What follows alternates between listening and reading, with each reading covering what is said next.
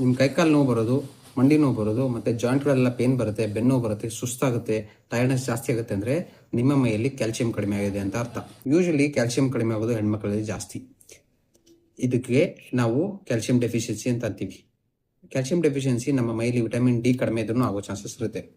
So usually calcium ಅನ್ನೋದು ನಮ್ಮ ಮೂಳೆ ಅಷ್ಟಕ್ಕೆ ಲಿಂಕ್ ಇರಲ್ಲ. ಅದ್ರ ಜೊತೆಗೆ ನಮ್ಮ ದೇಹದಲ್ಲಿ ಮಾಂಸ ಕೆಲಸ ಮಾಡ್ಬೇಕಂದ್ರೆ, ಮಸಲ್ಸ್ ಕೆಲಸ ಮಾಡ್ಬೇಕಂದ್ರೆ, ನಮ್ಮ ದೇಹದಲ್ಲಿ ಹಾರ್ಟ್ ಬೀಟ್ ವರ್ಕ್ ಮಾಡ್ಬೇಕಂದ್ರೆ, ಹಾರ್ಟ್ ಸರಿಯಾಗಿ ವರ್ಕ್ ಮಾಡ್ಬೇಕಂದ್ರೆ ಕ್ಯಾಲ್ಸಿಯಂ ಬೇಕು. ಬೋನ್ಸ್ ಅಂದರೆ ಮೂಳೆ ಸಾಂದ್ರತೆ ಜಾಸ್ತಿ ಆಗೋಕ್ಕೆ ಮತ್ತು ನಮ್ಮ ಮೂಡ್ ಸರಿಯಾಗಿರೋಕ್ಕೆ ಕ್ಯಾಲ್ಸಿಯಂ ತುಂಬಾ ಇಂಪಾರ್ಟೆಂಟ್.